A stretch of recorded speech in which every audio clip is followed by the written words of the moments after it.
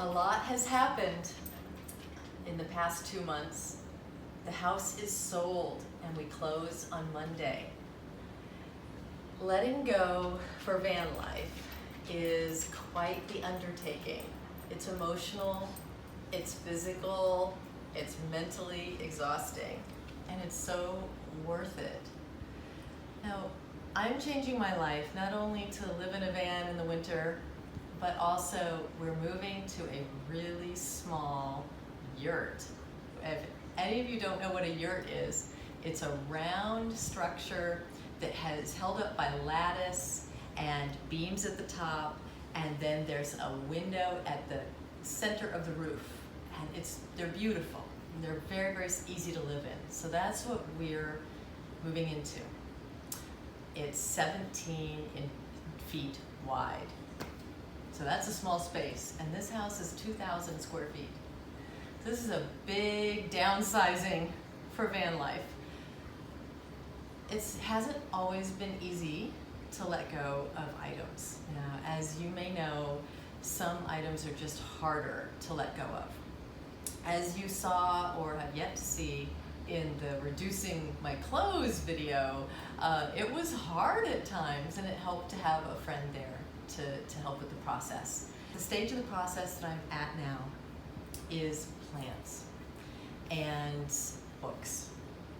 So this video is all about sharing with you the process that has helped me to break through the blocks. And I know that a lot of you out there have a hard time with books, and maybe some of you have a hard time with plants too. Now, these plants are my friends. For years, I have spoken to them, I have sung to them, played music for them, watered them, and the soil in almost all of these pots, and there are other plants you're not even seeing that are off camera, I made the soil. Yep, I did. I mixed the different elements together. These plants are my babies. And I always get emotional when I think about leaving them behind. So I wanted to share with you this process because there's going to be something that's going to pull on your heartstrings more than other things will. And that's okay. We can get through it. We can do it.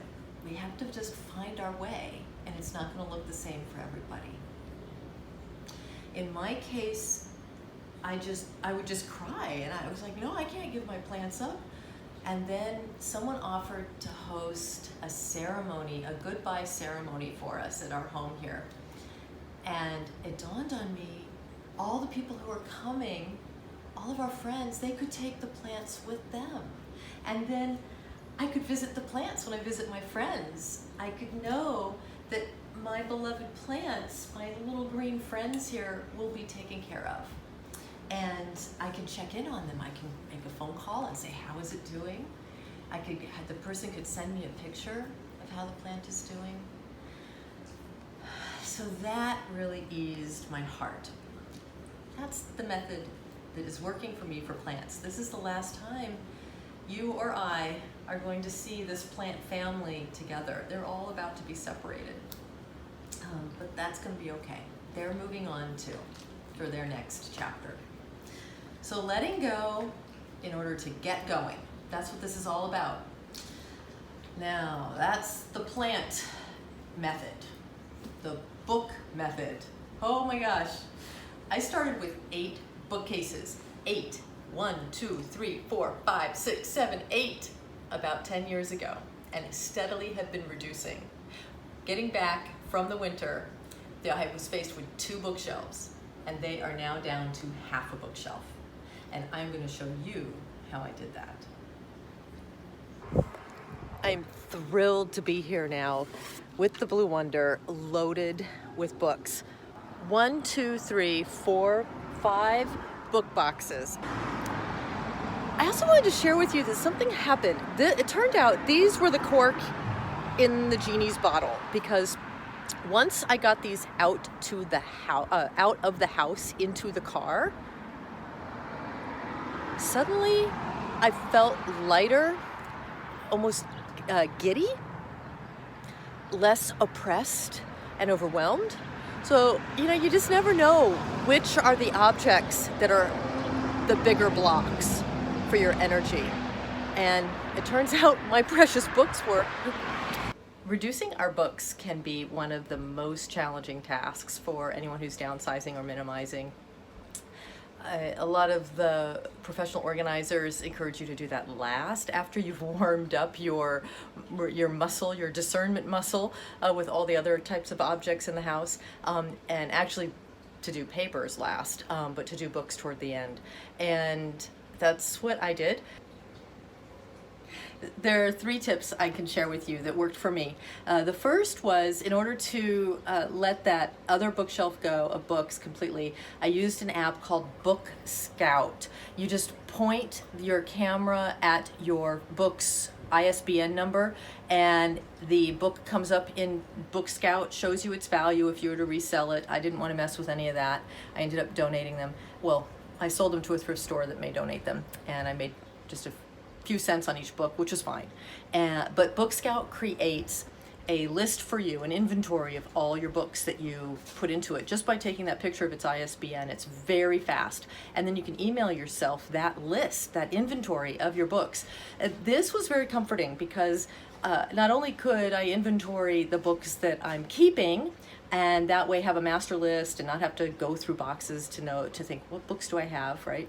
But also I created a separate email list that I emailed to myself that shows all the books I let go that were hard to let go of. And that way I can look at that list, it can jog my memory, I can remember what was in the book, because that's very helpful the way our memories work.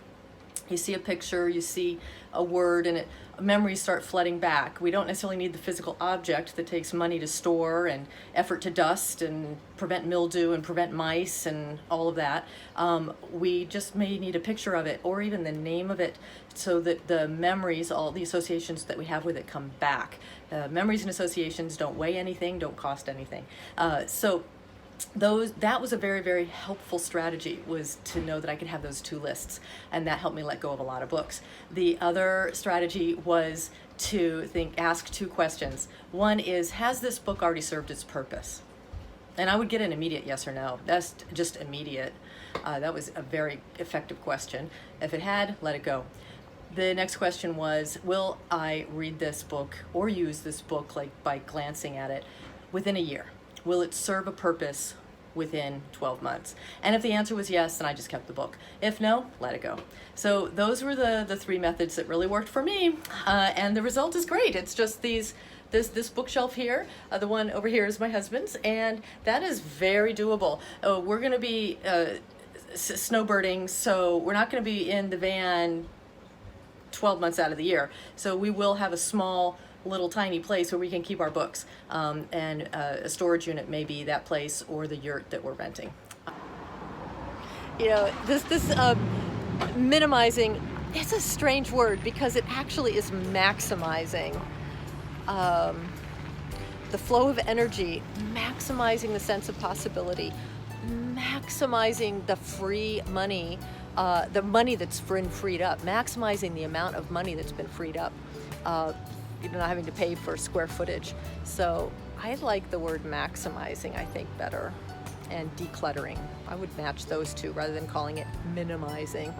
I don't know, those are my thoughts. Definitely feels like maximum energy is being freed up for a life on the road, more time for adventure, just more time to sit and rest, and more time to enjoy the things that are already here, and the things that remain.